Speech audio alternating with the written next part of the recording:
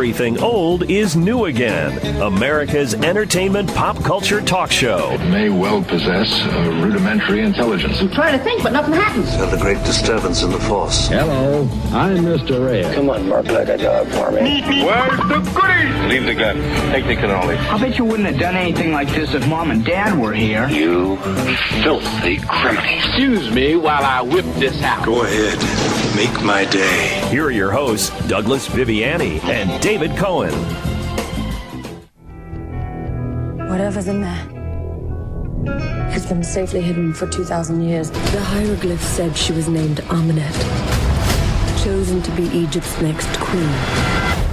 But her thirst for power led her down a darker path, one that had to be stopped. Because of your actions, this ancient power has returned.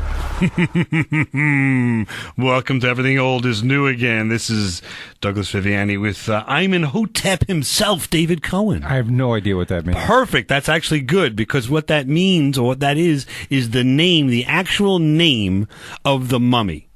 Is that what we just heard? And that's what we heard, a little piece of the coming attractions to the movie that was released recently, the Tom Cruise Mummy 2017, which is part of the Universal Dark Universe. Have you ever even heard of that? No. All right, so Universal, let's just like a look at what that's all about. The Universal Pictures is the studio that did Abbott Costello Meet Frankenstein, and before that did and created all of these monsters. You know, the Mummy, Dracula, Frankenstein, all those. The original monsters that we grew up with. Correct. The basic monsters. Exactly. Okay. The original, and these are the original monsters, really, of literature as well, back in the late 1800s, early 1900s. Sure. So, with the success of the franchises like Marvel and DC's movies, Universal, the creators of the movie franchise itself, I mean, they did franchises with these monsters, of course, in the past, with sequels, right? Which is what a franchise is. Yes. That makes sense. They hold some of what I think is the greatest intellectual properties of all time, and they've decided to enter into the fray and to try to reimagine the monster movie franchise. Reimagine it with the power of showing the Mummy. It really was It's an odd one to start with. It was an odd one, and it was kind of a poor showing. Although I watched the movie, it was pretty good. Like why wouldn't you start with Frankenstein or Dracula? Wouldn't that be the obvious choice to start the franchise with? Yes, it's almost like you're going to the bench. You're starting like one of your B team players. Like if Marvel started with Ant-Man, right? It's kind of weird. True, but I think there's a reason for that. We'll find out why they did that. And there must be a reason. I just don't think it's a good one. But okay, yeah. Bottom line is that you got the Avengers, you got Justice League, you got James Bond, even all these movie franchises. So Universal finally woke up, which I think they've been issuing the rights to Dracula and all these movies for the last umpteen years at least. I mean, we've investigated the recent release of Dracula 2 years ago, right. And there's been so many releases of all of these movies, not so good. Right. So Universal finally hired one person named Alex Kurtzman, and they said to him, listen, we want you to reimagine the entire franchise and create a dark, or maybe he came up with the idea of the dark universe. So in other words, they're going to restart all of these monster movies again. Correct. Okay. And let's just get an idea of who Alex Kurtzman is. The reason why I like him so much is he was involved with the first two Star Trek movies, the J.J. Abrams movies. Hence the Star Trek reference. Here's our Star Trek reference. Good. He also did, I'm just going to throw this at you, originally started out with the Legend of Zorro. He co-wrote that. He did Mission Impossible 2. He co-wrote with J.J. Abrams. Again, he did the Star Trek first movie. He co-wrote that. He did Star Trek Into Darkness. He co-wrote that. Amazing Spider-Man 2, which was a pretty good one. Sure. He co-wrote that one. All right, so they got a pretty good guy. He got a good guy. Right. And in television, just for the heck of it, he did Fringe, Hawaii Five-0, Sleepy Hollow, Scorpion, and he's involved with the new Star Trek Discovery as well. Okay, so the pressure's on. Pressure's on this guy. And after The Mummy, which was released, they are then going to follow that up with The Bride of Frankenstein, then The Invisible Man, then they're going to do Wolfman, then Dracula, then Van Helsing, which is going to be a Frankenstein Dracula story, then Dr. Jekyll and Mr. Hyde, then The Phantom of the Opera, and The Preacher from the Black Lagoon, and The Hunchback of Notre Dame.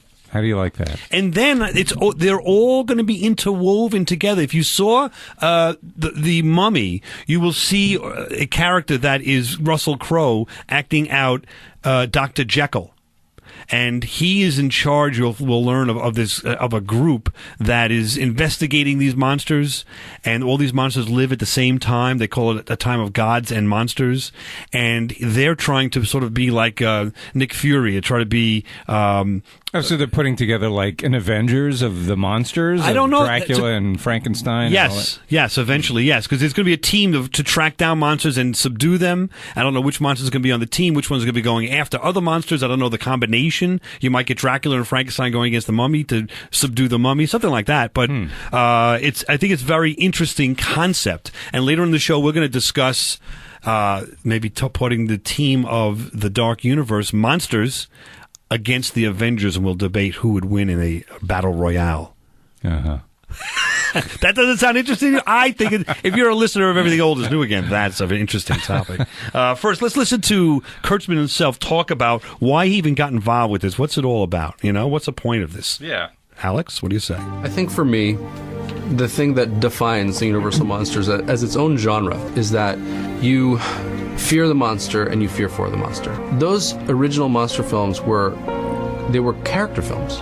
They were played by movie stars who imbued those monsters with a heartbreak and an agony and a pathos and an emotion that I think is so specific to the Universal Monsters. So does that make sense? He's talking about these monsters. We spoke about this in the past, how Frankenstein's really... Sure. Why isn't this on TV? Why is this coming out in the theaters? Because it seems to me that TV would be the perfect venue for this. You mean a TV series or a TV movie? Yeah. I see what you're saying, like an entire series like they're doing with Gotham or something, including or the Defenders that Netflix is doing with those characters, where you sort of build up a series for each character and you put them all together at the end. That's a great idea. Maybe it didn't have the gravitas for them or something of that nature. I don't know. It's actually a great idea. You'd have more... ability to explore this. Yeah, I think so. But anyway, okay, so they're doing the movies. Actually a great idea. You should submit that. Let's listen to Alex Kurtzman talk about the scene that we've talked about a number of times about that girl with Frankenstein and how he gets along with that girl, and she's floating little petals of flowers in the water. And then he kills her. And inadvertently by thinking that she'll float. Right. Let's hear what he says about that. I think that there was a particular scene for me as a kid that struck me from Frankenstein, and it's the scene with Frankenstein at the water with the girl. What struck me about that scene is that he so desperately wanted to connect to a human being and to be appreciated and to be loved, and in his desire to connect didn't realize he was destroying the very thing that he wanted to connect with, and that to me symbolizes what the monsters are about. No, you're hurting me! No! Oh, that's chilling if you watch that, no? That scene? Oh, yeah, it's terrible. So this is odd. Great minds think alike, right? Because you and I investigated that scene years ago talking about Frankenstein, and recently in our Halloween show and so forth, and he's on the same wavelength, saying how torn this character is, right? Where he just can't get he loves something finally and he kills it by mistake. If he's thinking like we're thinking, he is bound for success. There you go. And let me ask you a question: would you change the look of any of these monsters, or keep them the same, with Frankenstein with the bolts coming out of his neck and all of that, Dracula with the fangs and the... I think it might be time for a new look, don't you? I think you're wrong. Really? Yeah. Did you ever see the Robert De Niro presentation of Frankenstein on television back in the late 70s, early 80s? I did not. And that's the reason why. They changed... This is Robert De Niro doing Frankenstein. He was the monster, and they changed his look. And it just destroyed it. And I think we started kind of taking different designs and playing around with them and saying, well, what if we remove this? And what if we add that? And it became incredibly clear, almost instantaneously, that we must not touch these monsters. If you start messing those things up, you are actually fundamentally betraying what everybody loves about them. Now, do you agree? You were saying I cut you off, so sorry about that. No, I don't think you need to drastically... as they keep saying, and I hate this phrase, reimagining it, right. But you can change it. You can modernize it a little bit. Like, you know what I mean? You can make him, I think, scarier maybe than he was originally in a different way. Well, maybe they could perfect it. Maybe is that what you're trying to... I mean, in some ways... make it more real. Make it like, what would a dead guy look like? You know what I mean? I think that's pretty scary. True, but if you ask a kid to draw Frankenstein, they would draw the old classic. We'll come back and argue this, and everything old is new again. We have the arguments we love to have. All right, 2 minutes here for the podcasters. That was a ton that we threw at everybody. We'll ease up a little bit and a little less clips and more discussion as the show goes along. But it was really no discussion there. The big, long introduction. I just wanted to get everybody on board. It's a big topic. It's a lot to talk about. But your position is what? You mean about on the entire Dark universe? Yeah, I think it's going to be a complete waste of time. That's my take on it. I don't think it's going to go over very well. That's it. And they've hired some big names. We'll get into this, the next time, the next section. But they've hired some big names to get involved. Right.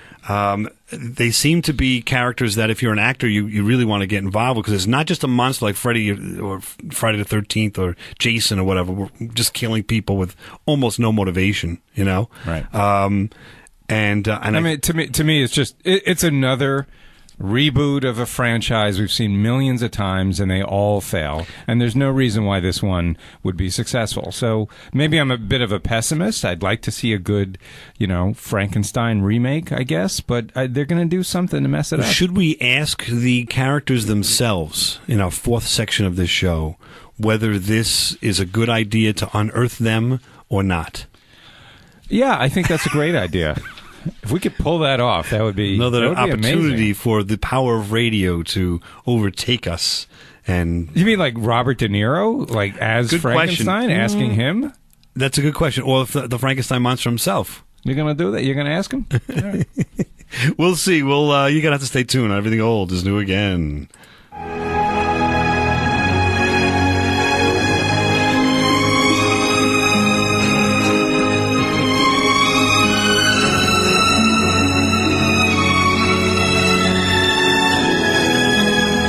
You're listening to Everything Old is New Again, America's entertainment pop culture talk show with Douglas Viviani and David Cohen. Oh, it's alive! It's alive! It's alive! It's alive! When this dead hand moves, the monster created by a man they called Mad is turned loose to strike terror into the hearts of men, to shock women into uncontrolled hysteria. Elizabeth! To prey upon the innocence of children. This is the story you've heard about, talked about. The spine-tingling, blood-chilling story that stuns your emotions. Frankenstein. Everything Old is New Again, examining the Universal's Dark Universe. And that was the original trailer of the 1931 Frankenstein.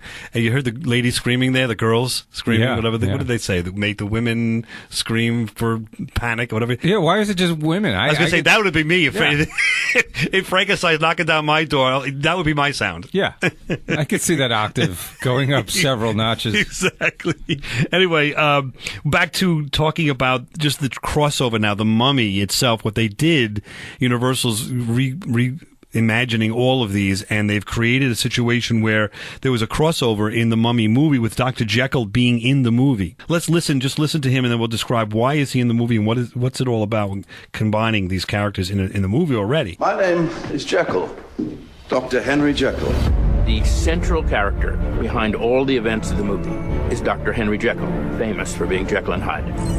Dr. Jekyll operates a thing called Prodigium, and Prodigium essentially is an organization that pinpoints evil and tries to neutralize it. We recognize, examine, contain, destroy evil. Go, there you go. It's a little something from the original, or I should say the Mummy, the first movie. I'm not saying the original, but it's the first movie in this dark universe that just came out last summer with Tom Cruise. Right.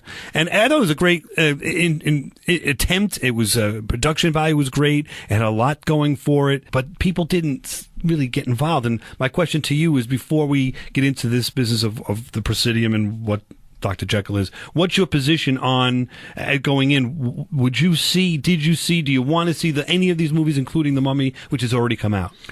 Well, I would wait to, like I did this time, wait to see what the reviews were, which apparently weren't great. And then I decided, no, I will not see it. Now, let's say Saturday afternoon is raining, you have nothing else on, will you watch it? No, there's got to be something else on. See that? There's got to be something else I on. definitely would dive in to see what's going on, and I think it's interesting the more you open this world up and you see that Dr. Jekyll is involved, and he runs an organization called the Presidium, which is an organization to hunt down and protect the world against these gods and monsters. I think it's kind of an interesting concept. But yes, it is. But if it's not a great movie, there's so many other viewing choices right now, and I'm not just talking in the theaters, but on TV, where I don't have to leave my house to be entertained. I'm not going to leave my house to go to a theater to see a movie that didn't get great reviews. True, but I would counter that and say, have the argument you love to have, that say, listen, it was a good movie. It was not great. It was a pretty good movie. A good, solid movie. I think the dichotomy is that I don't know that Tom Cruise right now is carrying the gravitas he used to bring people into the theater. I don't know. Unless it's an action movie. But it is. He does a lot of action. But I mean, the normal Tom Cruise action hero movie. Right. And further, I don't know if we should go there. I don't think it was a problem to have a female as the mummy itself and as the villain. I think it was actually chilling. But I don't know if that had an effect on it. I don't know, because people think of the mummy, they think of Boris Karloff. But you're interested because you grew up with these monsters, so you want to check it out. Even if the reviews were bad, I'm sure you would have gone to see it anyway. But the average viewer right now, especially younger viewers, if they don't see the movie got a good review, they're not going to check it out. They have no history with it. You know what I mean? Right.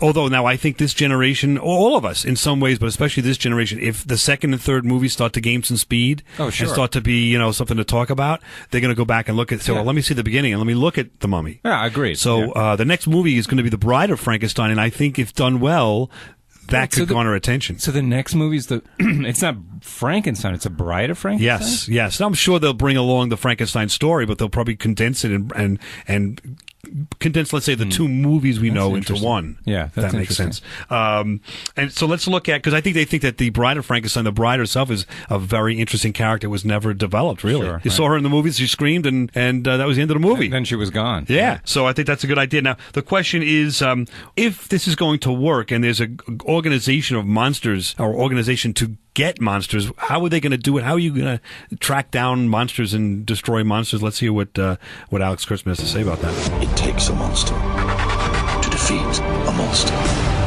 Actually, that was Russell Crowe from the movie itself talking about that.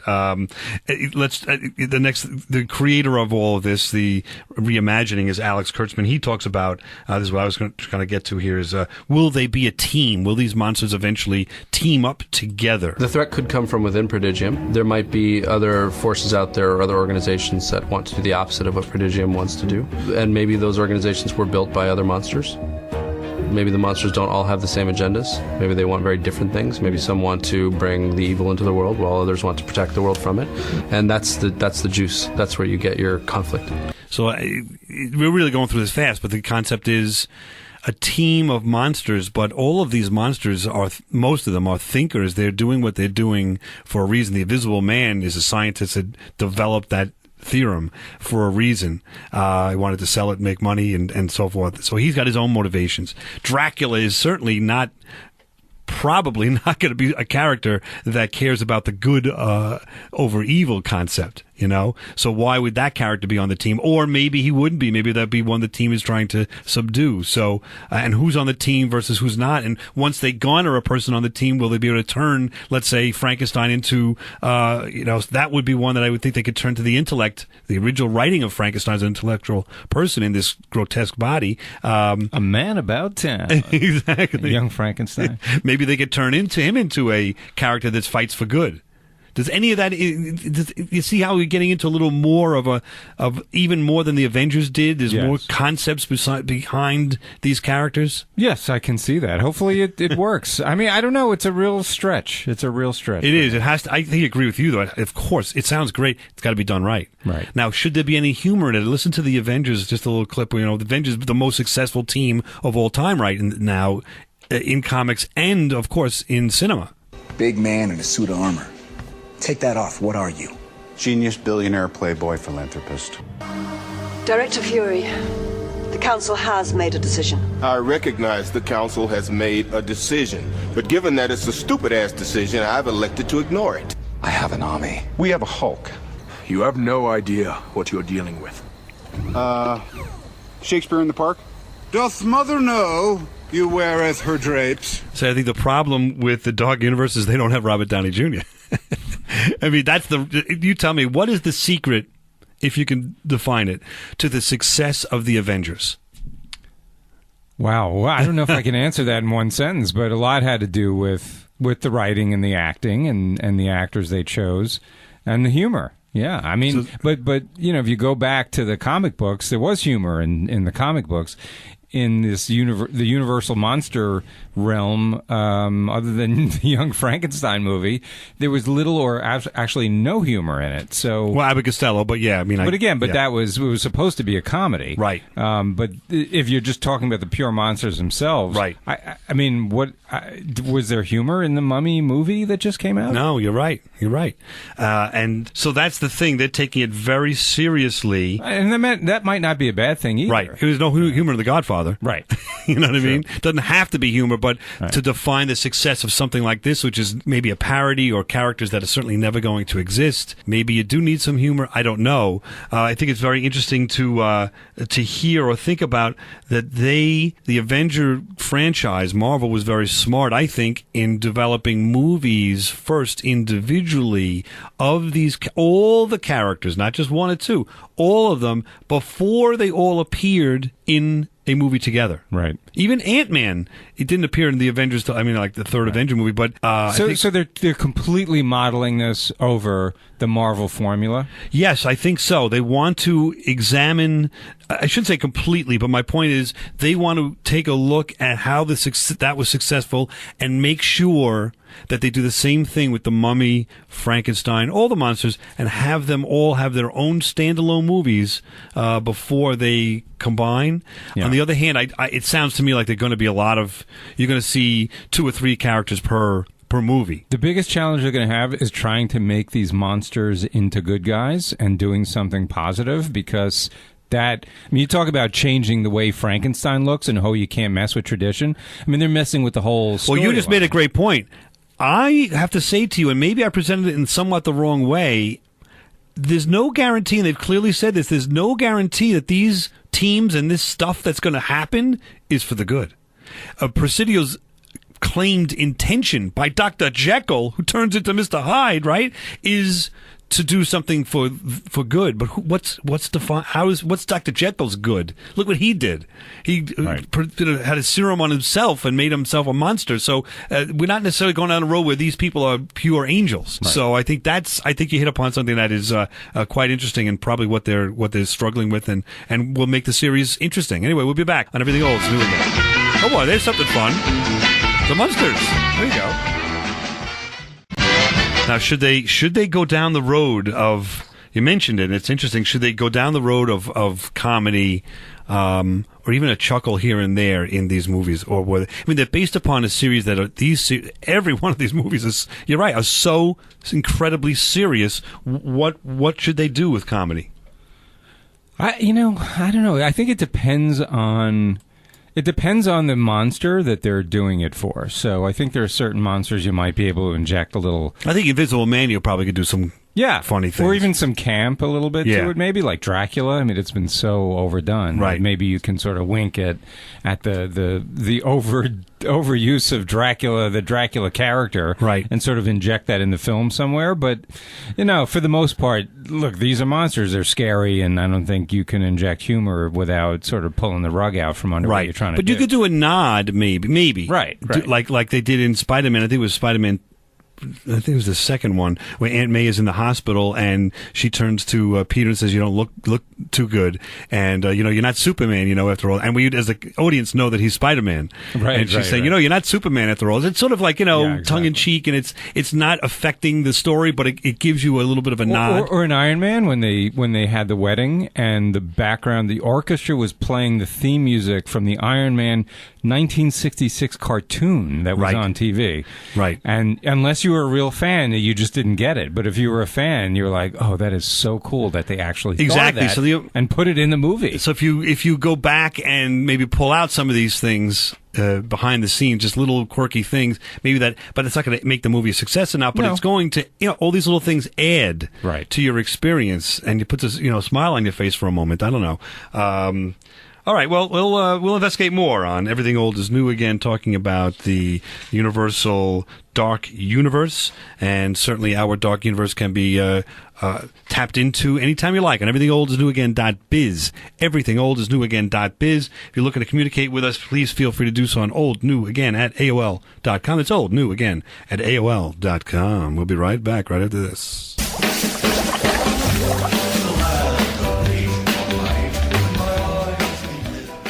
Now, back to America's entertainment pop culture talk show. Everything Old is New Again, with Douglas Viviani and David Cohen. Find something? Animal tracks. Whoever is bitten by a werewolf and lives becomes a werewolf himself. Oh, don't hand me that. You're just wasting your time. The wolf bit you, didn't he? Yeah.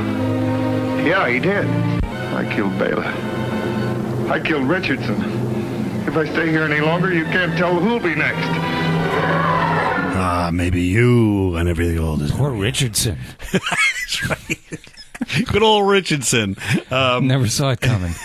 Everything Old is New Again here, diving into the Universal Dark Universe, and that was the Lon Chaney Jr. Wolfman, 1941. Just playing some clips here of the original to show you the gravitas. These movies, I mean, I can't emphasize enough, in the 30s and 40s, these monster movies were Star Wars. These were, I'm not going to say Godfather, but almost that way. They were top of the line. The actors were the top of the line actors of all. Yeah, because they were fresh. No Hollywood. one saw them before. It was a brand new concept, right? Even going to the movies was a new concept. So yeah, it was huge. But it's always been a real challenge to sort of bring that back and recapture the magic of what happened. Now, but I think what you make a good point is, to recapture the magic, you do need to have the gravitas of actors of our day that are substantial. Yes, and I think Alex Kurtzman touches upon that right now, just to see, would you rather play a superhero? Would you rather play one of these monsters? And if so, why? Look at it from their point of view. Okay, you play superhero, pretty square-jawed superhero, flaws that are interesting but often not wildly deep. Or you can play a character in which the assumption is that the character will be broken, damaged, violent, upset, scary, and there's no expectation that the character will be fixed by the end, because if they were fixed, they wouldn't be monsters anymore. Yes, no. But that if I was an actor, no, that would not be interesting to me. Because it's sort of like you're playing a one-note kind of deal. Like, is there any growth? Is there any change in the character? Oh, well, that's what he's saying. I think maybe he's saying the Avengers, for example, I don't know, take the Hulk. We know his struggle, and it's one-dimensional in some ways. He doesn't want to become the Hulk. He destroys things. It's, at least there's a little conflict there. Okay, but now you got Frankenstein. Frankenstein doesn't want to be the Frankenstein monster. He's an intellectual. He's trying to do something good, but he's not I guess he's got a dichotomy there. The way it was, it's going to be. Let's back up. In the it's Frankenstein's tough, because in the movies he was not intellectual. In the book he was intellectual. Right. So where are they going to go with that to begin with? Yeah. But my point is that there's a lot of depth, I think, to why these characters, why the Wolfman's doing what he's doing. There has to be a lot of depth to the character, and there has to be a lot of money for the actor to do it. That's really what it comes down to. And I'll tell you, where the universe, this is where the universe should go. They should make a deal with Marvel or DC, but I think Marvel. And once this is done and you've got your team assembled of the monsters from Universal, I think it's time to have a movie of the Avengers versus the monsters from the Universal Dark Universe. I'd pay to see that. That would be something, right? Sure. Let's discuss that a little bit. Think about it. You've got, just to go to the characters, right? You have Captain America, Thor, Hulk, Iron Man, Hawkeye, Spider-Man. He's not really in it, though, especially in the latest movie. Sorry, he turned them down, so he's not in the Avengers. Okay. Spectacular Spider-Man. All right. Scarlet Witch, Ant-Man, Black Panther, and Black Widow. Okay. So that's basically, you should put in your mind the team. Okay. Now, the team for the Universal Dark Universe: Jekyll and Hyde, Dracula, the Mummy, Frankenstein, Wolfman, Creature from the Black Lagoon, the Invisible Man, Phantom of the Opera, Hunchback of Notre Dame. So what are you saying? It would be like a battle royale? Battle like royale. All of these people in a ring? Is that what you're imagining? Well, in a big field, or hopefully not in a big city. They would destroy the city, but yeah, you know how they do these. The Avengers are always up against these big foes, and all of them are fighting in the battlefield. So some kind of like humongous octagon that's sort of enclosed, but with enough space for them to move around. Yeah, I don't think it would be anything could enclose them per se, but I don't think you have to because they're gonna go at each other. Okay. So this is a battle royale. This isn't like one-on-one. Exactly. Okay. So now you've got think about it. The leaders. The leader of the team would be what? Captain America and Dr. Jekyll, I would say. I guess. But let me just say this: these monsters you listed, they're not very mobile. They can't get around. They're slow, and they don't have superpowers like Iron Man disagree. or Thor. I disagree. I mean, Iron Man just has to take his little laser beam thing and just he can kill them all. He's going to kill the Dracula? You can't kill Dracula, but for a stake through his heart. Okay, so you kill everyone but Dracula. No, and then it's like the mummy. The mummy doesn't get killed either. Well, how do you kill a mummy? We don't even know how do you kill the mummy. We don't even know it. It's got to be some chance. They could use their brains and go through it. Okay, but you can kill Jekyll and Hyde. You can kill. All right, but let me take Jekyll and Hyde. Let's take one at a time. Jekyll and Hyde is as strong as the Hulk. So if you're going to kill the Hyde, you can kill the Hulk, so to speak. Put them battle royale against each other. Sorry, take it. Go ahead. Next one. Who are we going to kill? All I'm saying is one of these superheroes with some kind of super laser beam can wipe out 3/4 of the monster team instantaneously. No way. The Wolfman is very fast. Also, by the way, Dracula can fly. Is fast as anything when he's any of these incarnations he can turn into. You've got the Invisible Man. They can't find him. The Invisible Man is such a tremendous advantage. It's incredible. Phantom of the Opera could sing like the opera as it's going on, as the fight's going on. The Phantom of the Opera will just My point sing is a Broadway that in song. 5 seconds you can wipe out half of the monster team. Who's going to do it? Show me who you got here. Just Iron Man with his repulsor ray? Yeah, so he can sure, him and I don't know what these other people do. The Black Panther, I don't know. But anyway, if you just had Iron Man in there, right? Just Iron Man with his repulsor ray. So Jekyll and Hyde dead. Frankenstein dead. Creature from Black Lagoon, Phantom of the Opera, Hunchback, all dead within seconds. No, I would send the Mummy up against Iron Man. He has all these incarnations. But my point is, so you've wiped out half the team already. Before Iron Man could do any of this, the Mummy, you have to have a plan of attack. The Mummy goes in and attacks Iron Man with all that sand, envelops him with the sand. Because the Mummy moves so fast. Did you see the movie? She actually. But Iron Man, but he flies. I don't think it's. Look, to me, you've not seen the Mummy movies. This is a no contest. No way. Oh, you got to call us. You got to write us on this one. Everything old is new again. .biz or go to oldnewagain at AOL.com. I agree. What's Dracula going to do? He's going to suck the blood out of everybody? I mean, what is he going to do? Dracula is evil incarnate. He can do that. He can bite Captain America and lickety split Captain America's on his team. How do you like that? How is Captain America going to stop Dracula from biting him?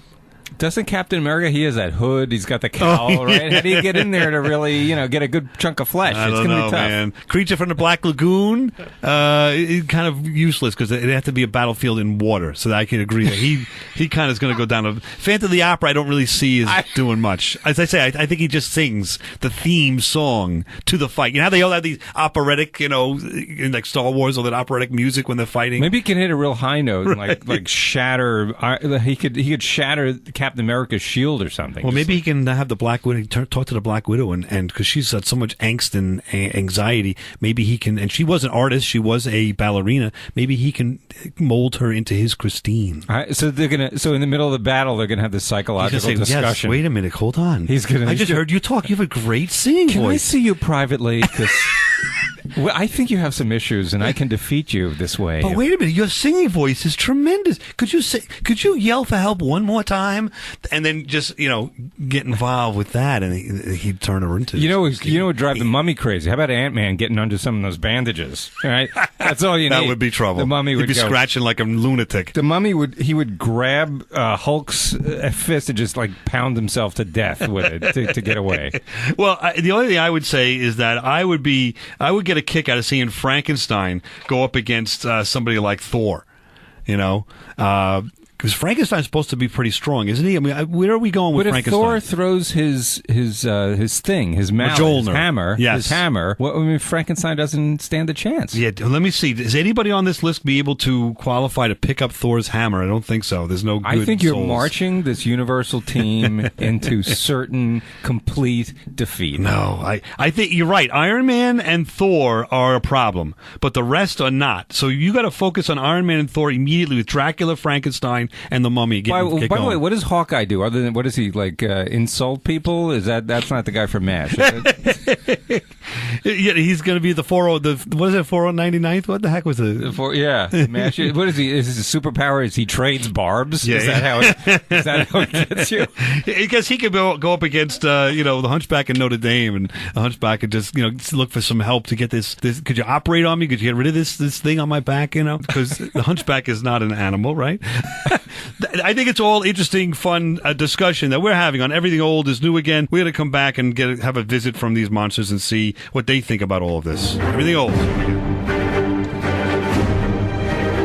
Theme to the Avengers. This is Everything Old is New Again, America's entertainment pop culture talk show with Douglas Viviani and David Cohen. Count Dracula sleeps in this coffin, but rises every night at sunset. Dracula can change himself at will into a vampire bat, flying about the countryside. Back. Yes, Master.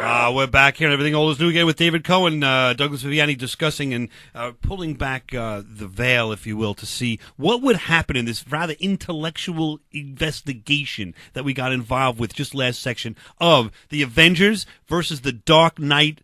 I guess they're calling the Universal Dark Monsters. Yes. Who you think would win? Who wouldn't win? I'm not sure we got an answer to that because you're on one side of the fence, I'm on the other. Yeah, my answer was clear. It was definitely the Avengers, no contest. You really think so? Yes. And I really think that you kind of missed the mark there. I think there's a problem with that discussion. I think where I stand is right here. These gentlemen rule the day. You hear me? Give my creation life! Sky means business. There he is.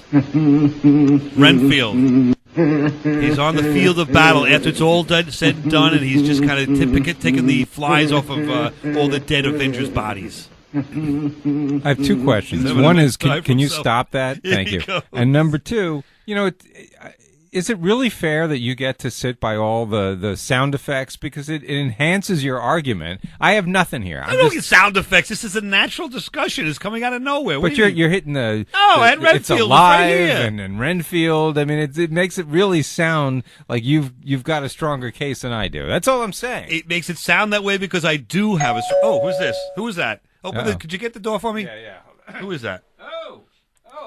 It's the Universal Monsters. Ah, here they are. It looks like we got Frankenstein and the Invisible Man. We got the Mummy and whoa, there's Dracula. Dracula's here too. Wow. Come on in, guys. Come on in. A little scary. Hey, guys, you heard the last part of our show, I presume. Frankenstein. Wow, Frankenstein's got a lot to say. Holy smokes! If I might, Doug, this is the Invisible Man. Right. Oh, what the heck happened here? Invisible Man, you play, when you talk, you have to play the organ, huh? All right, can you play a little softer? Yes, right, there you go. Is that better? Very good. Thanks. It sets the stage for Dracula needs to have that music wherever he goes. I know. Yeah, so we've had a discussion, and I was selected as the one to interpret what the Frankenstein monster would be saying. Well, he does not like to be referred to as a monster. Oh, we'll get that out there. What right are we going to call him? Is Entity okay? Okay, right. We're going to go with Entity. That's fine. That's a yes. Yeah, so sometimes the vocal inflections... You're trying to learn the language. I just want to, feel free to just step on my lines.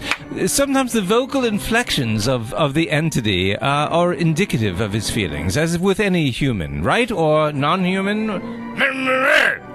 Yeah, he's saying get on with it. Okay, let's go.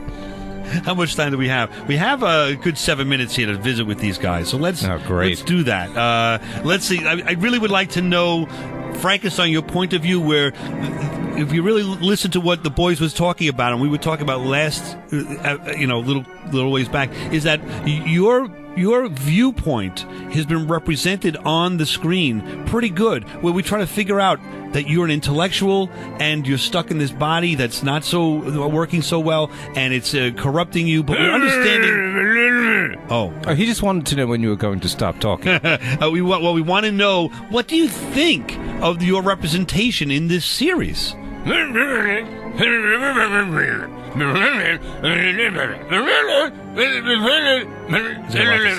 a lot to say. Hopefully that gets translated. Yes, he's very vocal.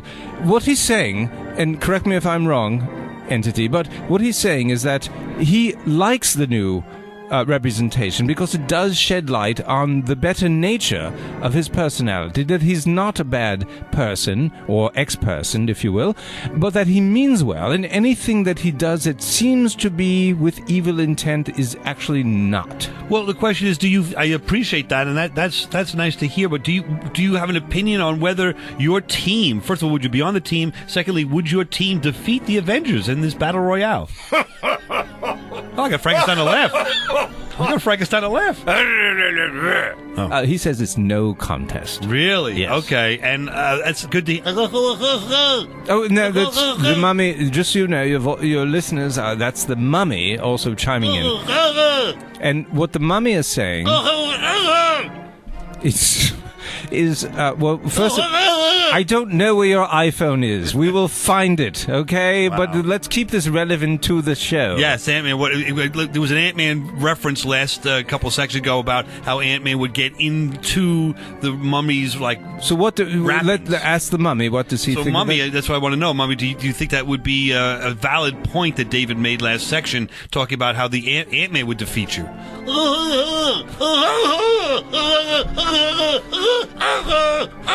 Right. Okay. So yeah, we've got it. So what the mummy is basically saying is that David is way off. Really?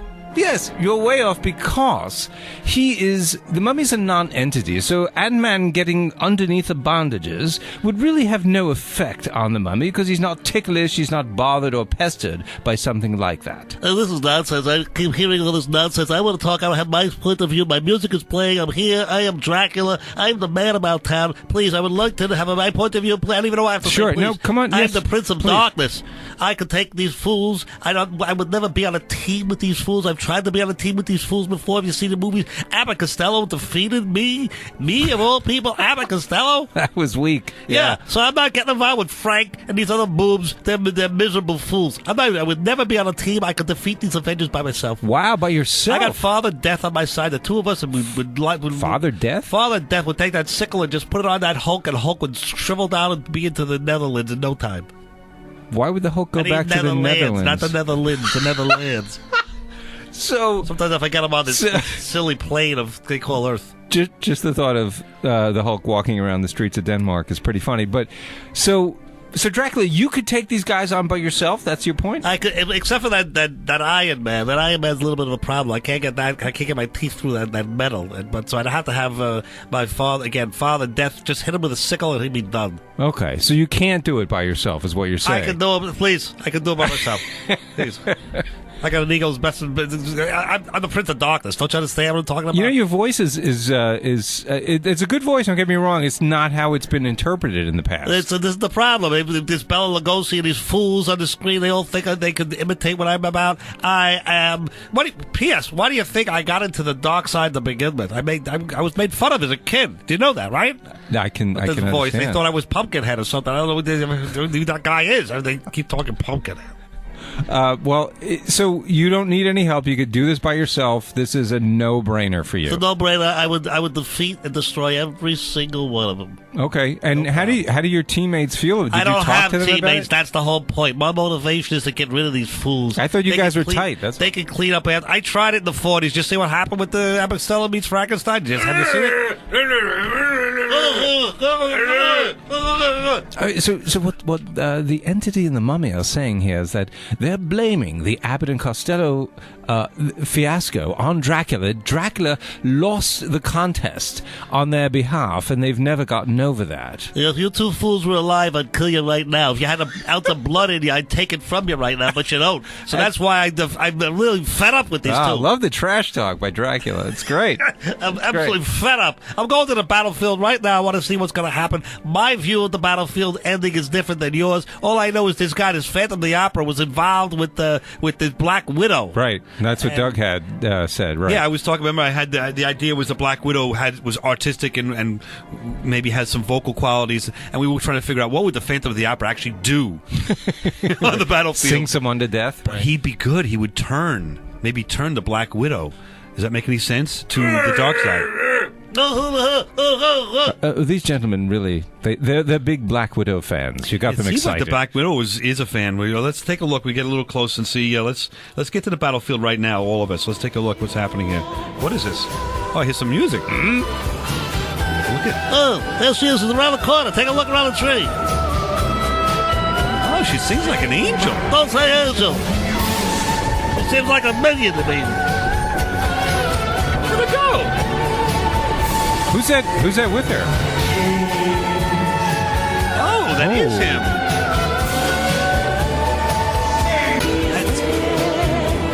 She's singing nicely. And she brought a band. That's it. Everything goes new again. We see the end of it all.